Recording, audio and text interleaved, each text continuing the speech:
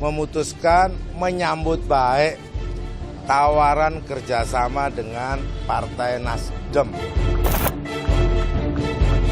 Karena di surat perjanjiannya yang kami tahu, itu adalah Nasdem dan PKB bersepakat mengusung Mas Anies dan Caimin. Ya, bagi kami ini tentu bagian dari pengkhianatan terhadap koalisi perubahan. Apalagi yang saya harus katakan? Kalian lihat, kira-kira model saya ini kira-kira ada bakat sebagai pengkhianat atau tidak? Itu aja. Tapi saya hormati itu.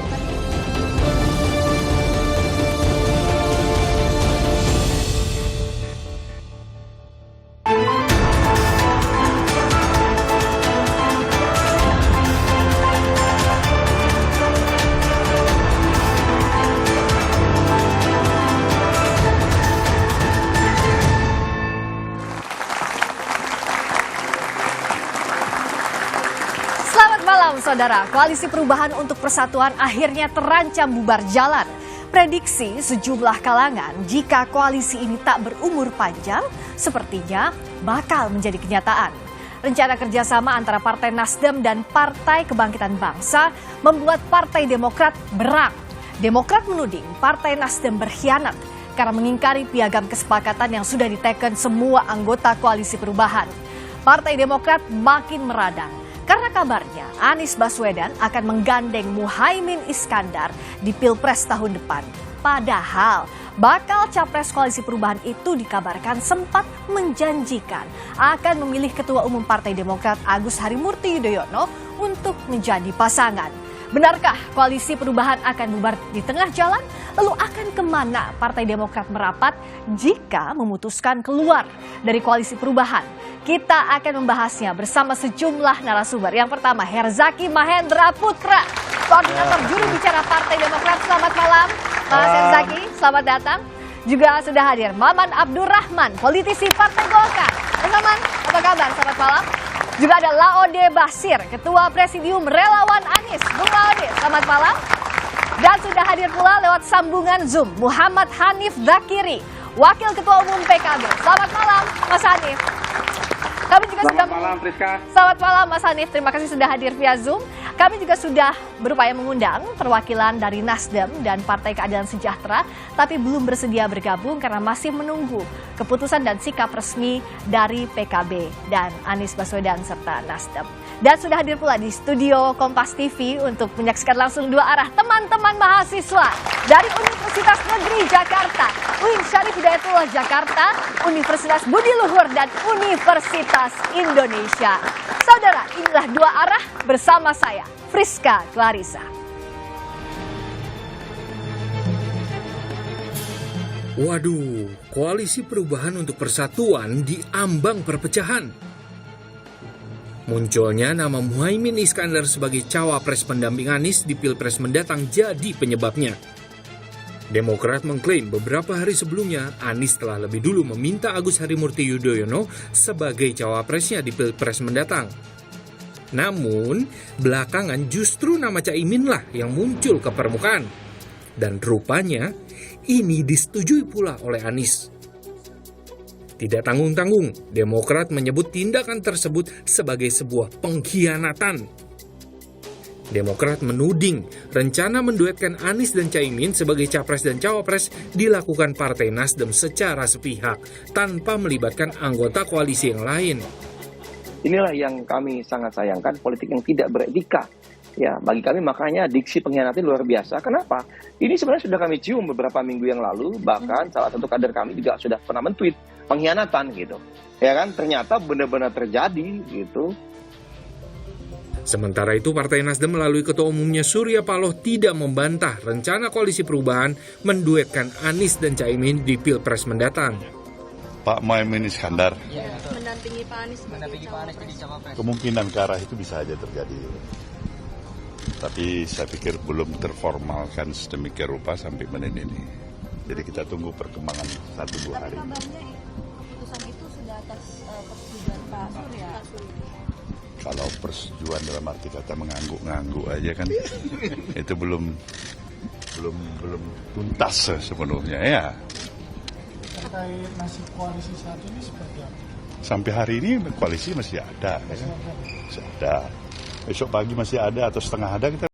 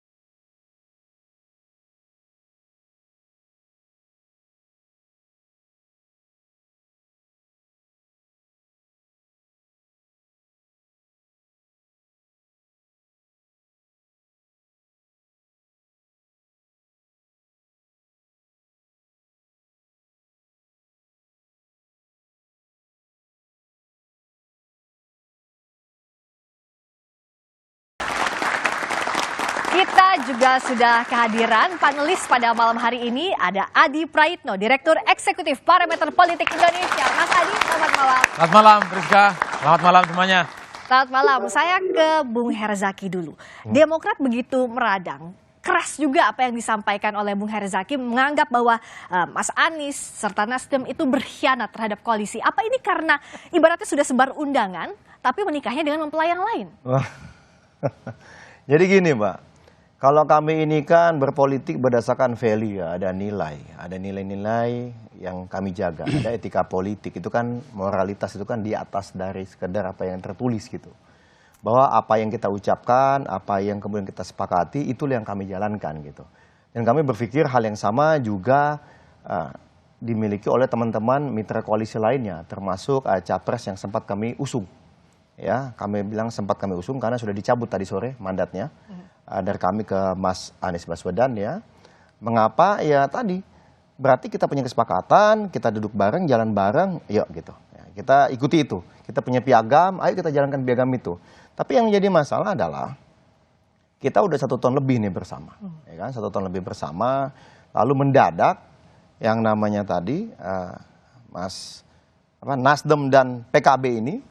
Ya, Nasdem mengajak PKB, apalagi PKB mengakui. Ya, nanti Mas Anies silakan sampaikan. Bagi kami sah-sah saja. Ya, kalau PKB sih kami tidak ada isu ya dengan Bang Hanif ya gitu, karena kan bukan teman koalisi kan gitu. Nah, tetapi kan Nasdem melamar PKB. Namanya orang kalau dilamar cocok kan begitu. Iya kan? Tetapi di sisi yang lain yang kami sangat sayangkan nih, kita bicara mengenai etika politik yang tidak dimiliki oleh teman-teman di Nasdem. Bagaimana punya komitmen sama kami, lalu mendadak melamar ke tempat lain. Tidak ada komunikasi sama sekali. Sampai sekarang. Jadi sederhananya begini Mbak gitu kan. Kami ini berpikir Mas Anies kan seharusnya penjaga moral bangsa ini. Menurut kami nih ya, wah pemimpin masa depan yang bisa dipegang kata-katanya, bisa dipercaya. Tapi kepercayaan kami hilang gitu. Dan kami pikir beliau ini pemimpin yang hebat, tapi ternyata tidak lebih dari petugas partai. Mengapa? Saya cerita nih sedikit, 1 menit aja. Jadi Alkisah beberapa malam lalu, ya Pak Surya Paloh itu memanggil Mas Anies. Ini ada kesepakatan. Itu tepatnya kapan tuh? Hari apa? Senin? Ya, itu tepatnya hari Selasa malam. Selasa malam. Di Nasdem Tower. Kami diceritakan. Ya. Berarti sehari setelah HUT-nya PAN itu ya? Iya, gitu. Malam disampaikan ini ada kesepakatan. Nasdem dan PKB dukung Anies dan Caimin. Mau nggak? Kalau mau, ambil. Kalau nggak, ini batal. Kata Anies, tanpa pikir panjang, iya saya ambil. Padahal kan sudah punya komitmen nih sebelumnya dengan kami, PKS dan Demokrat. Kan tinggal, boleh nggak Pak? Saya kontak dulu lah teman-teman Demokrat. Itu tidak ada komunikasi terlebih dahulu? Tidak ada sama sekali. Dan yang ini yang kami lihat, kami pikir beliau beyond that gitu loh. Tapi ternyata yang selama ini, mohon maaf nih, pendukungnya Mas Anies kan selalu mengata-ngatai, mohon maaf, quote and quote, capres-capres lain, petugas partai kan begitu.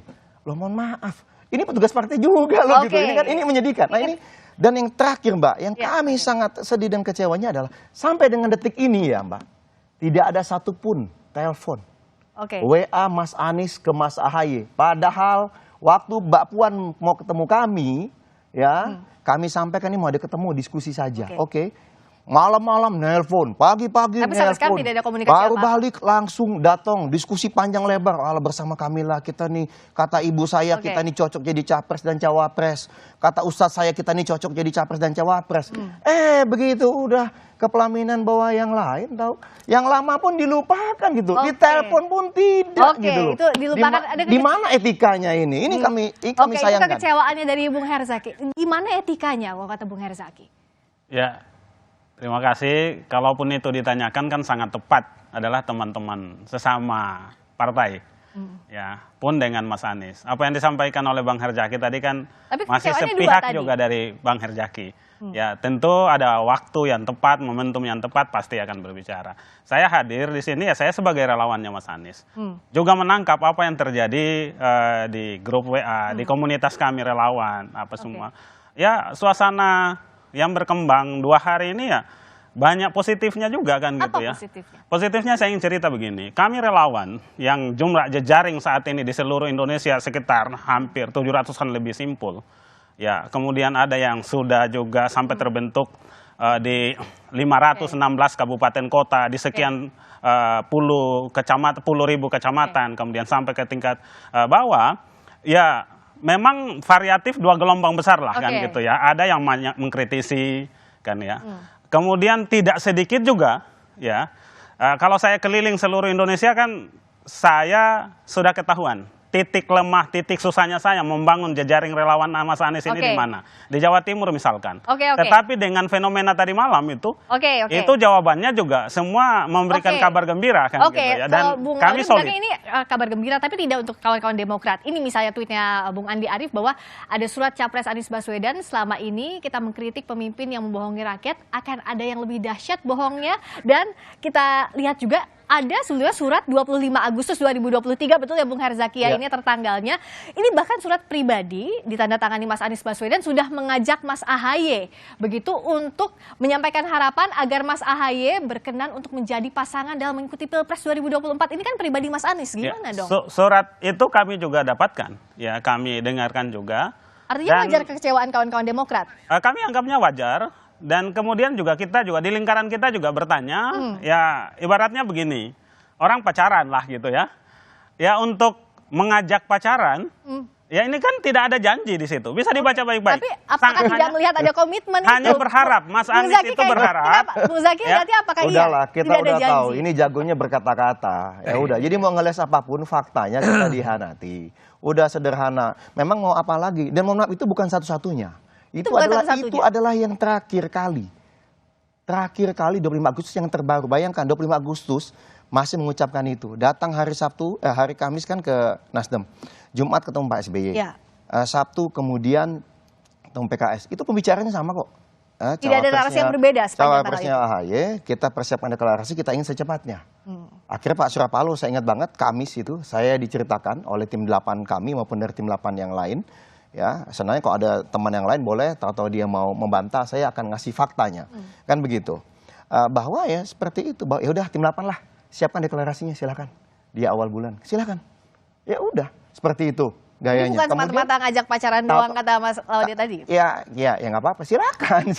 Kita kan begini, katanya ngajak pacaran, saya agak bingung juga. Berpasangan dengan ngajak pacaran tuh agak bingung. Silakan kalau misalnya memang jago berkata-kata, kita tahu kok. Mau ngeles apapun faktanya kami dikhianati. Sesederhana itu. Bang, kalau memang mohon maaf nih, nggak usah sampai 7 kali lah ngajak Mas AHY menjadi cawapres Mas Anies. 7 kali. Dari Januari sampai sekarang. Saksi, pertama ada 4 orang. Kalau dalam Islam saksi itu 2 saja sudah cukup gitu loh. Saksi sampai 4. Apa perlu kita buka? Ya udah banyak saksinya mengkhianati dianggapnya. Jadi gitu maksud saya. Udahlah. Kalau mau bantah, kami sengaja tidak memunculkan. Itu hanya satu.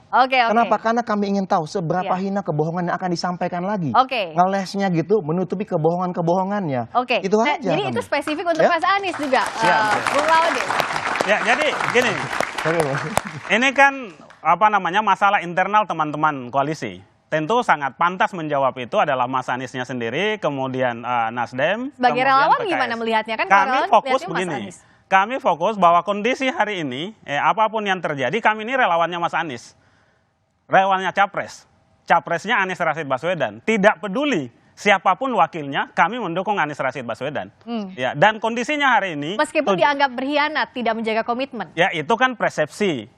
Ya kita kan belum mendengarkan jawaban Mas Anies, jawaban Nasdem, jawaban PKS. Paling ngomongnya Hari hal ini yang juga kan lain kita nanti. baca jawaban PKS seperti apa juga solid mendukung, istiqomah mendukung Anies Rashid Baswedan. Ya, kami para relawan solid mendukung Anies Rashid Baswedan, siapapun wakilnya. Oke, jadi menganggap tidak ada masalah kalau dari relawan Anies. Kalaupun ada masalah, bukan saya yang punya Oke. kewenangan untuk menjawab itu. Nah, kan ini gitu. sekarang kita lihat dari sisi yang dilamar dari PKB, Mas Hanif yang saat ini ada di Surabaya ya. Siap-siap betul ya besok akan deklarasi mengesahkan bahwa Mas Anies berpasangan dengan Gus Imin. Ya, pertama tadi itu saya kan nggak dikasih tahu temanya apa. Saya agak kaget juga begitu temanya ternyata apa? Koalisi Perubahan bubar jalan. Waduh, kita ini kan nggak tahu nih kalau soal ini. Jadi dengan apa yang terjadi tentu saja kita ikut prihatin dan berharap ke depan ini tetaplah dimanapun posisi masing-masing partai ataupun koalisi nanti yang terbentuk, kita berharap bahwa semua ini untuk Indonesia Raya, kira-kira itu. Itu yang pertama.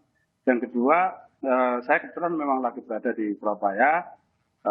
Tadi sore kita sudah rapat pleno gabungan DPP PKB, baik dari unsur Dewan Suro maupun Dewan Tanfid juga dihadiri oleh ketua DPP PKB se-Indonesia. Yang pada intinya memutuskan menerima tawaran kerjasama politik dari Partai Nasdem untuk mengusung Mas Anies Baswedan sebagai calon presiden dan Gus Muhaimin Iskandar sebagai calon wakil presiden. Nah, tentu ini merupakan satu keputusan politik yang juga tentunya banyak sekali pertimbangan yang diberikan. Mas Hanif ini kan tentu langkah besar menerima pinangan dari Mas Anies Baswedan yang sebelumnya sudah punya komitmen dengan Koalisi Perubahan, begitu pula PKB yang punya komitmen dengan koalisi pengusungnya Pak Prabowo. Apa yang membuat PKB menerima pinangan ini? Jawabannya nanti usai jeda, tetap di Dua Arah.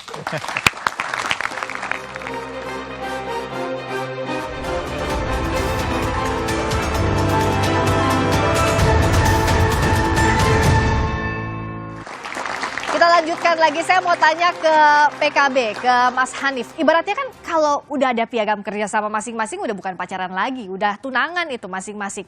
Antara Gus Imin juga Mas Anies, kok PKB mau menerima pinangannya? Jadi gini, kalau soal rumah tangga orang lain itu kan kita nggak ngerti ya. Yang pasti bahwa dari awal PKB punya semangat, sesuai dengan keputusan muktamar di Bali dan juga berbagai forum yang ada di internal PKB bahwa memang kita memberi mandat kepada Gus Muhaimin untuk maju sebagai capres ataupun cawapres. Kan itu dari awal kita berproses dengan tertib itu. Jadi koalisi dengan Gerindra, koalisi Kebangkitan Indonesia Raya, yang teman-teman juga semuanya sudah tahu apa yang terjadi di sana. Saya tidak ingin mendramatisasi yang ada di sana. Tapi at the end, terus kemudian Tuhan memberikan jalan, Nasdem memberikan tawaran, dan kemudian tawaran itu sudah sesuai misalnya dengan apa yang menjadi keinginan dari PKB, ya jadilah. Tapi benar, offeringnya itu baru hari Selasa malam. Mungkin ini jalan Baru. Tuhan. Jadi kalau proses detailnya itu saya belum bisa sampaikan ya, detailnya itu. Tapi ya pada intinya bahwa secara faktual memang ada tawaran dari Nasdem dan kemudian kita merespon itu secara lebih formal, ya kan, baik melalui rapat tadi pagi maupun rapat sore tadi di Surabaya. Jadi ya gimana ya, ibaratnya kita ini kan juga kalau ibarat atau perempuan atau laki-laki gitu, kita ini kan udah mateng nih. Udah mateng, kalau mateng itu dari sisi agama kalau udah mateng itu kan sudah wajib nikah, gitu. Wajib nikah. Tapi kan komunikasi politik dibangun, terus kemudian ada yang... Jadi efek di PHP-in sama Pak Prabowo gitu? Ada yang ngajak cuman berteman, ada yang ngajak cuman pacaran, kan lumayan lama gitu kan. Terus kemudian ada yang ngajak... Oke, jadi belum ada yang, kalau sama Pak Prabowo belum diajak sampai ke pelaminan gitu? Kan jodoh ya, kalau udah jodoh apapun yang kita lakukan. Ya, jadi apapun karena ini sudah jodoh, ya apapun yang kita lakukan dan kita putuskan pada pagi hari ini, intinya kita juga tidak ingin menyakiti siapa-siapa. Ya, bahkan PKB sudah, kalau bicara soal sakit gitu ya, kita tahu lah, saya nggak usah mendramatisasi. Oke, jadi dianggap bahwa Tapi ini intinya sudah karena jalannya aja jodoh begitu ya. Menjadi keputusan yang buat PKB, mudah-mudahan ini yang terbaik, buat bangsa ini juga mudah-mudahan terbaik, dan tentu kita berharap teman-teman dari partai lain maupun baik, Mas Adif, udah dapat lain poinnya itu. juga Jadi yang penting, karena udah jodoh, Mas Adi kayak udah ketawa-ketawa dari tadi. Apa catatannya? Apa yang Mas Adi lihat sih?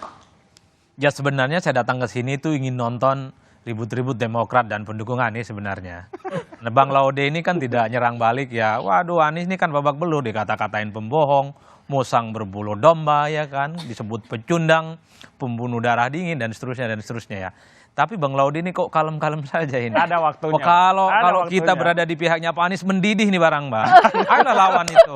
Itu kalau mau jujur itu secara tidak langsung itu mendowngrade ya Pak Anies Baswedan sebagai kandidat capres yang diusung oleh Nasdem dan relawannya adalah Bang Laude. Jangan mau diam Bang. Nah, itu kan kata Bang Adi kan. Bukan, ini seakan-akan mengkonfirmasi bahwa Pak Anies itu memang jago kata-kata. Lidahnya itu manis gitu. Itu yang disampaikan oleh Bang Herzaki loh. Itu artinya apa? Ini adalah perang terbuka di mana Demokrat memang kemarahannya cukup dimaklumi. Ini orang lagi sayang-sayangnya gitu, lagi cinta-cintanya, ditinggal nikah sama orang yang baru kenal sehari 2 hari, Pak. Untung ini nggak bunuh diri Demokrat. Agak sedikit curhat gitu ya, hanya lebay. Iya. Bangun narasi-narasi politik ya ini dikhianati, dizolimi dan seterusnya. Bahkan kalau dalam undang-undang pemilu itu disebutkan tak wajib ikut pemilu, rasa-rasanya Demokrat ini tidak akan dukung siapapun di 2024, memilih jomblo seumur hidup dan tidak akan menikah dengan siapapun. Itu Emang iya Bang Herzaki, emang gitu, emang bisa gitu, jomblo seumur hidup aja deh gitu. Ya nggak bisa lah, undang-undang kan makanya tadi Bang Adi bilang disclaimer-nya kalau undang-undang tidak mensyaratkan. Ya kan? Tapi artinya berarti udah mulai ngecek nih mau ke siapa gitu. Belum. Kalau kami saat ini fokus saja bagaimana mengelola hati, mengelola situasi saat ini. Bagaimanapun mohon maaf ini. Begitu kami ini kan taunya yang tadi, yang menyedihkan, taunya dari orang lain.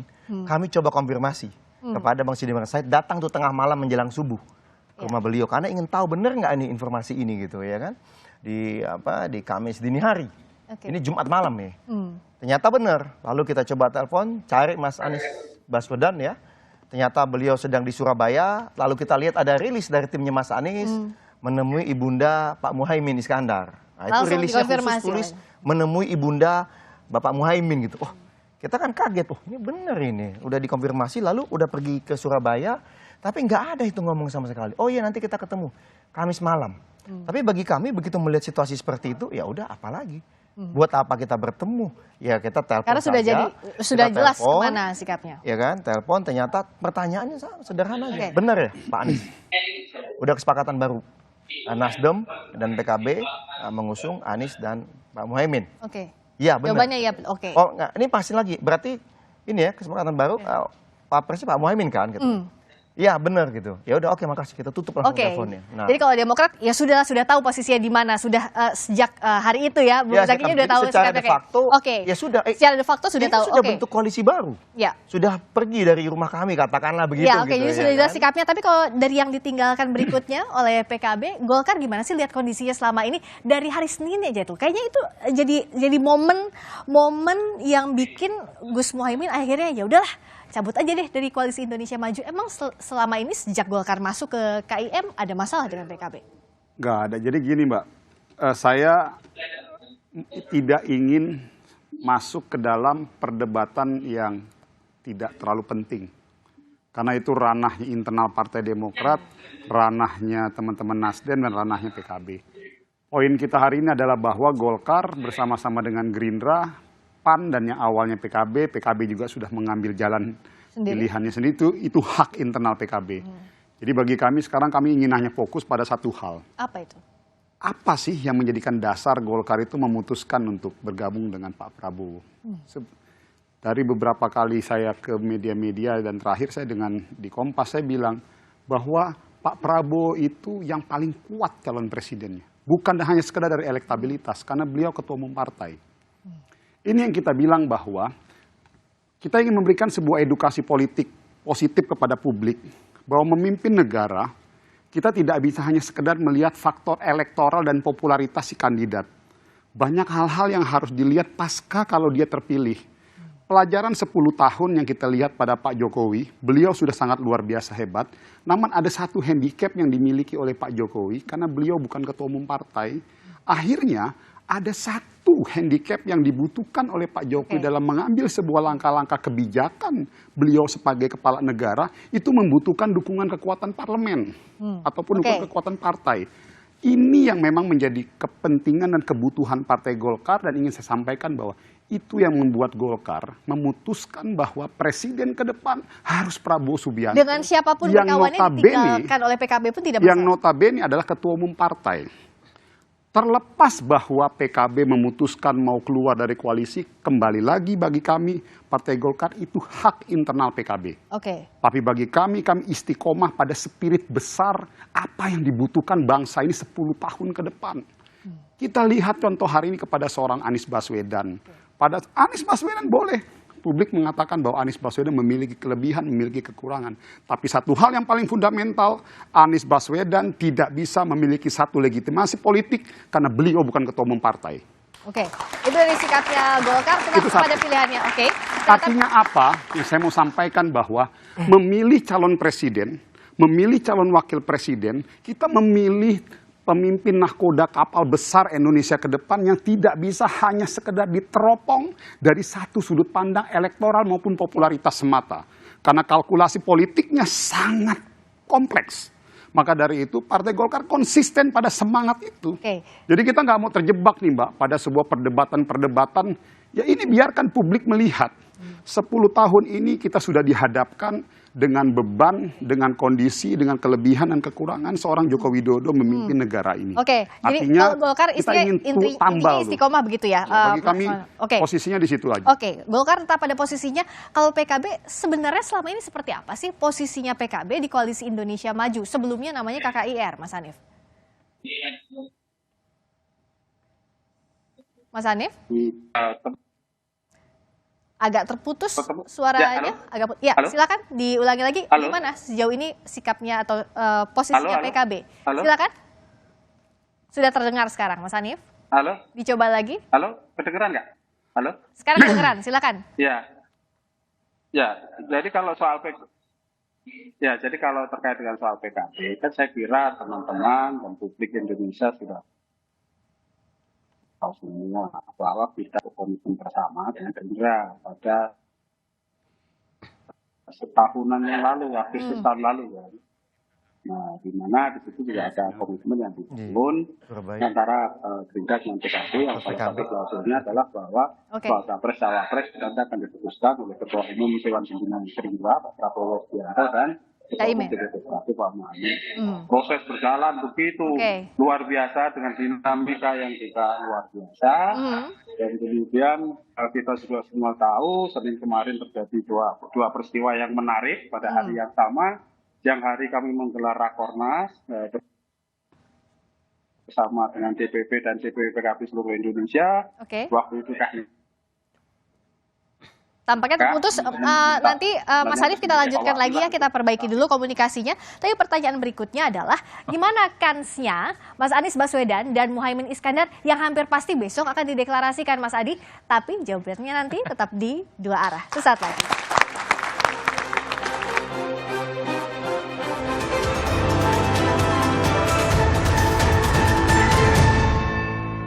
Pak Muhaimin Iskandar.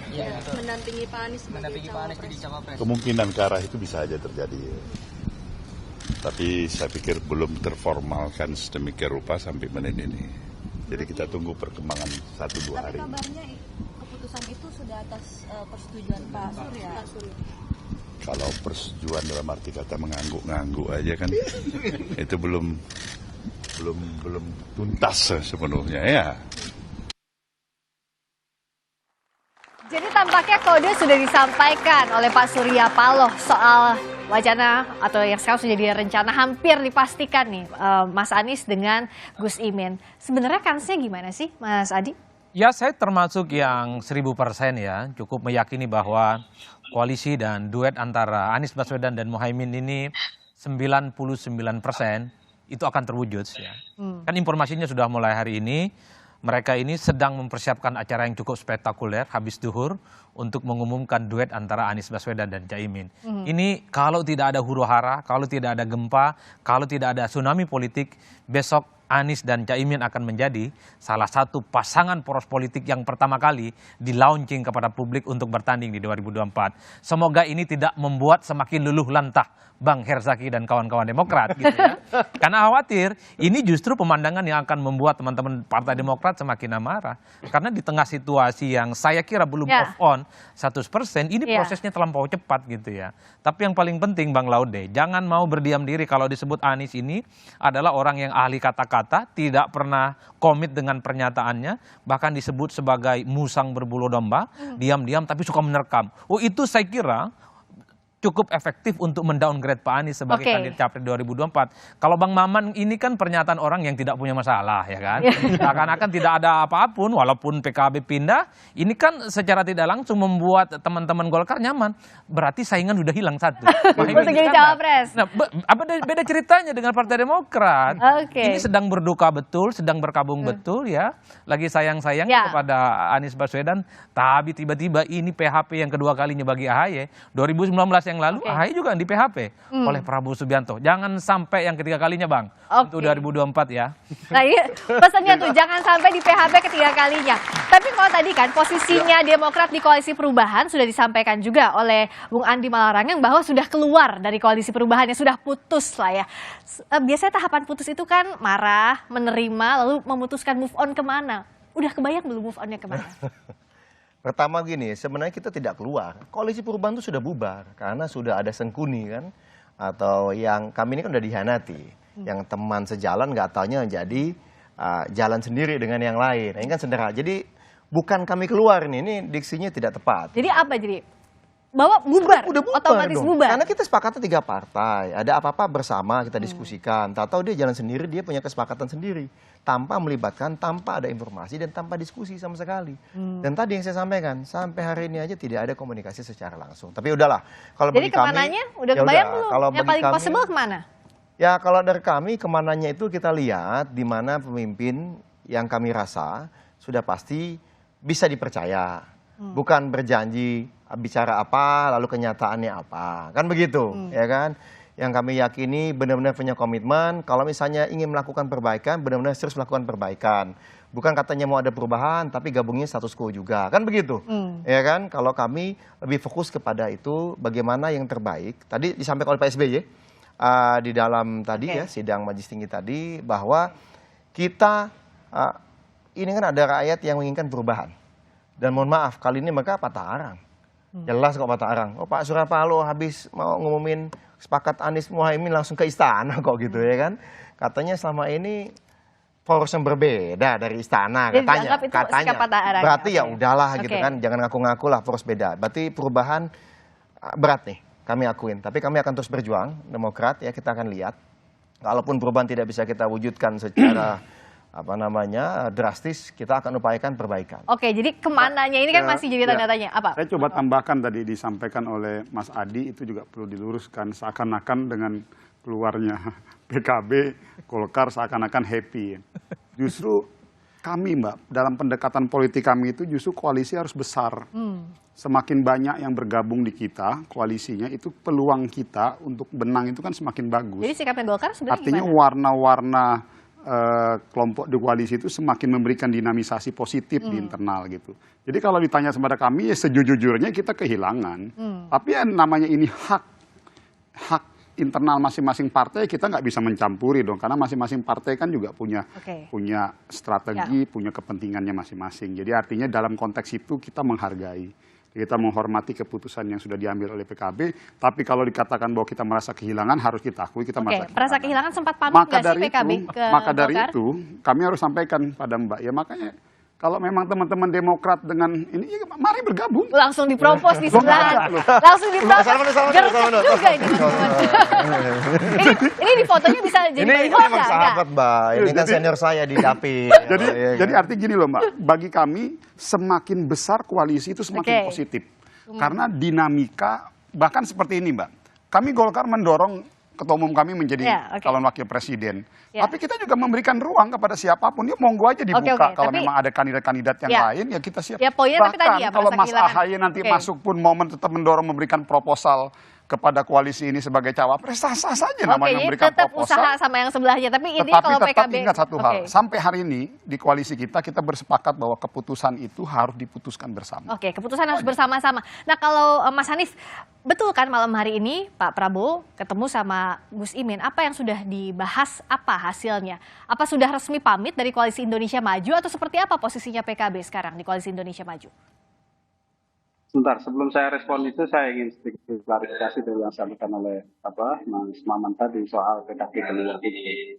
Saya mau cerita sedikit bahwa sejak awal PKB sudah punya target politik dari hasil muktamar dan seluruh mekanisme pengambilan keputusan yang ada di PKB bahwa Gus Muhaimin harus menjadi capres atau cawapres. Itu mandat muktamar dan seluruh forum-forum permusyawaratan partai. Yang kedua, dari Agustus tahun lalu, mungkin tepatnya 1 tahun 15-an hari gitu, itu kita sudah mengikat komitmen bersama dengan Gerindra, ada koalisi kebangkitan Indonesia Raya, di mana salah satu komitmennya adalah capres cawapres. Untuk koalisi ini nanti akan diputuskan oleh Pak Prabowo Subianto dan Gus Muhaimin Iskandar. Yang ketiga, bahwa kalau kita lihat peristiwa Senin kemarin, ada 2 peristiwa. Pada saat itu ada Rakornas DPP PKB dengan DPW PKB seluruh Indonesia, di mana dalam Rakornas itu teman-teman DPW ada juga yang punya pikiran untuk mengevaluasi karena udah pacaran setahun tapi nggak dikawin-kawin. Tapi Gus Muhaimin ya kan pada kesempatan itu kekeh dan itu juga disampaikan kepada publik bahwa bersama dengan koalisi kebangkitan Indonesia Raya tetap komitmen dengan apa yang sudah disepakati dengan Gerindra di Sentul, kan itu. Jadi Caimin masih tegas tuh. Nah, pada siang hari kan itu Senin. Malamnya kemudian di harlahnya PAN, ya kan? Tiba-tiba nama koalisi berubah. Gitu. Betul, jadi di situ kan ya awal mulanya. Nah kalau kayak gitu kan ya jangan bilang dong kita keluar, maaf. Jadi kalau saya mau dramatisasi sih bisa, untuk menunjukkan sakitnya bisa, cuma saya kan nggak mau dramatisasi kayak gitu. Tapi poinnya adalah bahwa dinamika itu terus terjadi dan pada akhirnya kemudian ketika ada tawaran dari Partai Nasdem untuk menyandingkan Pak Anies Baswedan dengan Gus Muhaimin sebagai pasangan capres-cawapres, ini kan sesuai juga dengan apa yang memang dikehendaki PKB sejak awal. Tapi betul Mas Hanif bahwa Pak Prabowo sama Gus Imin ada komunikasi, sudah bertemu malam hari ini? Saya mendengar begitu, tapi soal ketemunya atau belum saya belum tahu karena saya kebetulan belum update karena saya ini urusan nama Kompas ini jadinya belum update yang terbaru. Masa nggak bisa sambil lihat handphone? Kan dilaporin terus masa? Enggak kan kita ini fokus banget kalau urusan nama Kompas TV. Tapi poinnya gini, poinnya kalau buat PKB itu, PKB kan berusaha terus menjaga hubungan baik dengan semua partai. Ya kan? Dengan semua partai, baik itu yang nanti secara politik posisinya beda di dalam kontestasi Pilpres maupun yang apalagi yang sama-sama di dalam koalisi. Itu prinsip kita kan di situ. Ya kalau hubungan partai udah pastilah harus baik-baik. Tapi posisinya di Koalisi Indonesia Maju sekarang gimana? Udah nggak di Koalisi Indonesia Maju lagi? Apapun istilahnya mau keluar atau tidak keluar, tapi sudah tidak bersama Pak Prabowo dan kawan-kawan. Ya kalau saya sih pada intinya bahwa secara faktual kita ini sudah menerima tawaran kerjasama politik dari Partai Nasdem. Sementara selama setahun terakhir ini kan ya kita semua tahu gitu. Kita ini sudah jelas-jelas, kalau saya bilang tuh gini, kita ini udah lama bilang kita ini pengen nikah. Karena kita ini kalau menurut hukum agama udah wajib nikah. Kalau enggak malah jadi masalah gitu. Wajib nikah. Nah tapi kan benar ada yang cuma ngajak berteman, ada yang cuma ngajak pacaran, lalu kemudian nggak dikawin-kawin, terus kemudian begitu ada yang ngajak nikah. Ini kan sama-sama setahun pacaran masing-masing, tapi jadinya sama yang ini. Tapi kan baru ketemu beberapa hari, emang yakin setia? Itu kan namanya jodoh. Kan banyak juga kalau bicara soal begitu, kalau Tuhan sudah jodoh itu pasti yang terbaik lah, namanya juga Tuhan kok. Tapi yakin bahwa ini udah jodoh, betul? Kenapa? Yakin bahwa ini jodohnya yang tepat? Mudah-mudahan ini menjadi jodoh yang tepat. Yang pasti bahwa kita sudah menerima tawaran kerjasama politik dari Partai Nasdem kan itu. Ini sudah kita putuskan per hari ini. Gitu. Dan terus ya udah kita jalani aja yang terbaik ya. Kita doakan yang lain juga mendapatkan yang terbaik juga. Kira-kira kan gitu. Jadi Oke, sekarang udah pasti menjemput jodohnya masing-masing kayaknya dari sikap masing-masing. Nah, tapi kalau dari relawan sekarang gimana nih? Apakah siapapun cawapresnya tegak lurus bahwa Anies bakal calon presidennya, tapi gimana untuk konsolidasi relawan, suara relawan ini? Jawabnya nanti tapi, Bung Laude, usai jeda di 2A.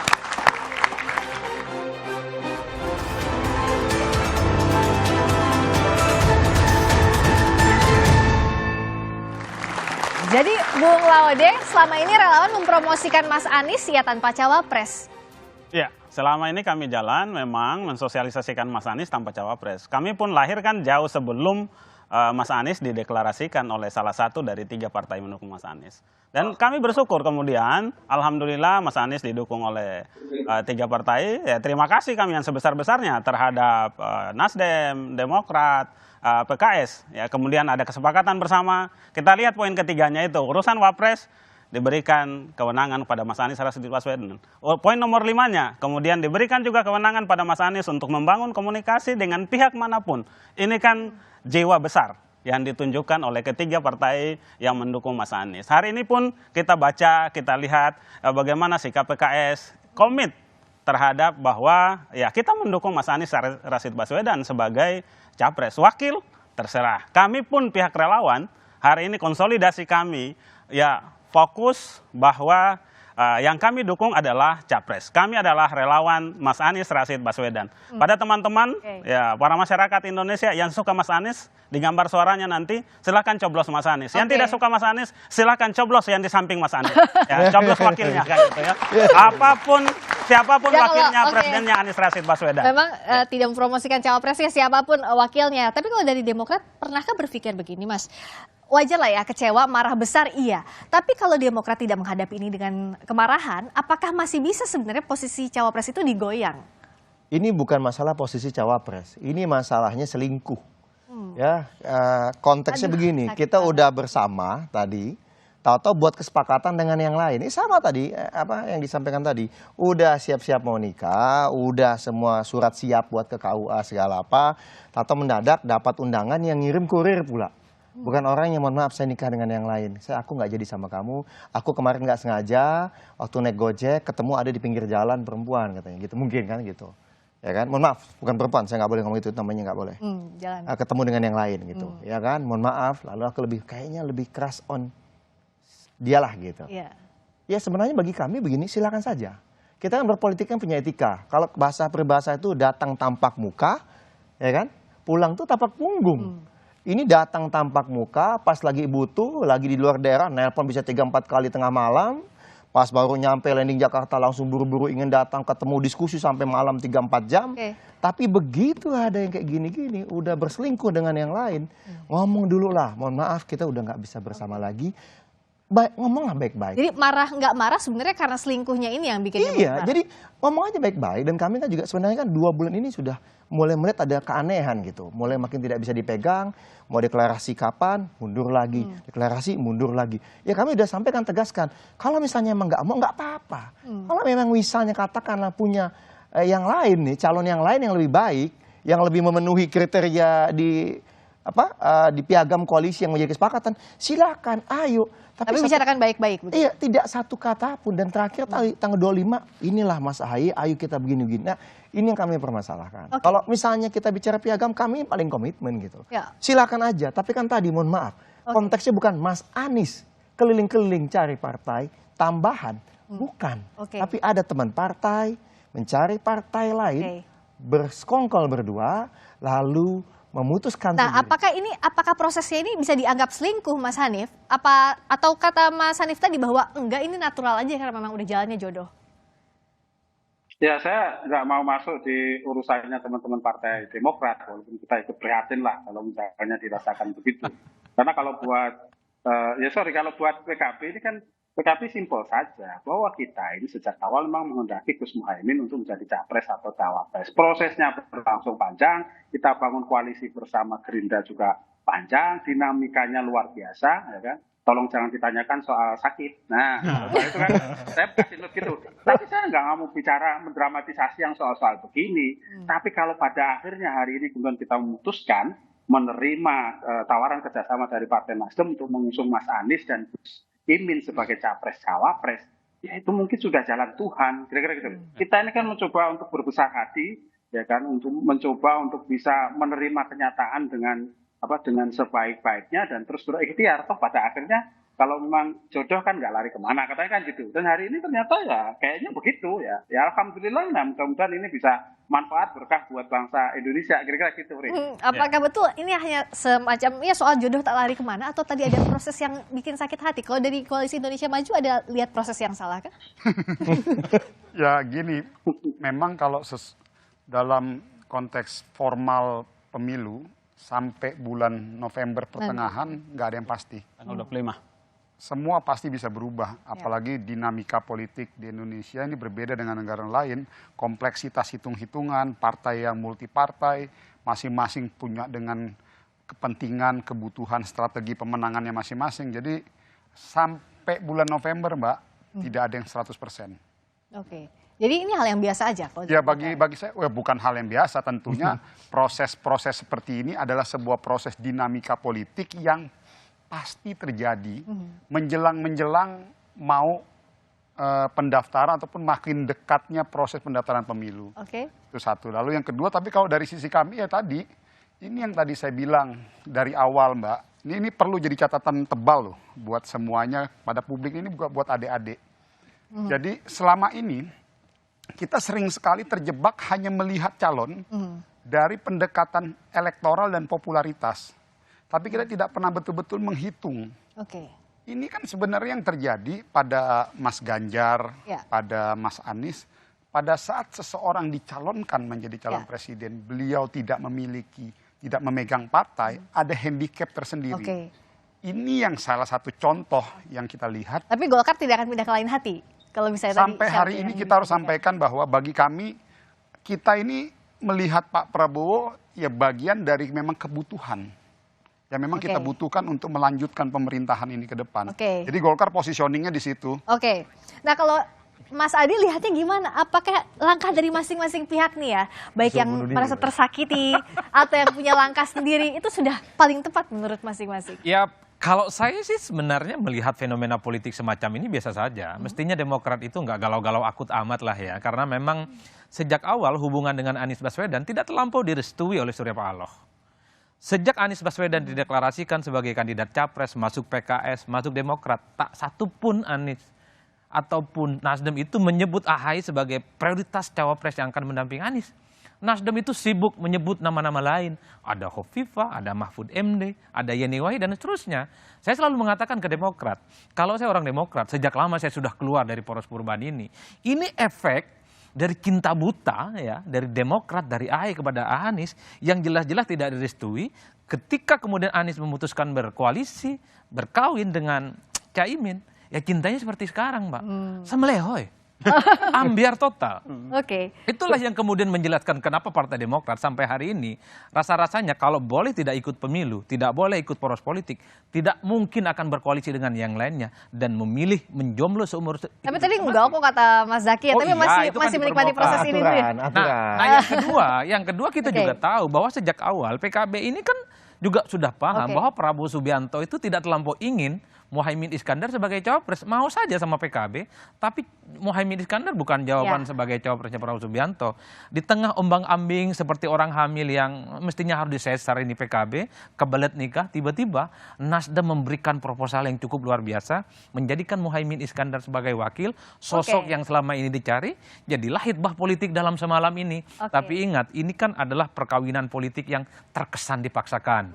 Biasanya perkawinan yang dipaksakan cenderung tidak bahagia. Itu terkesan dipaksakan, tapi kita akan lihat apakah menjemput jodohnya masing-masing ini jadi jalan terbaik, dan apakah Demokrat akan move on dalam waktu singkat. Kita akan lihat nanti, perkembangannya masih sangat cair sampai November nanti. Terima kasih banyak atas waktunya Bung Herzaki Mahendra, terima kasih Bung Maman Abdurrahman, terima kasih Bung Laude, terima kasih Mas Adi Praitno.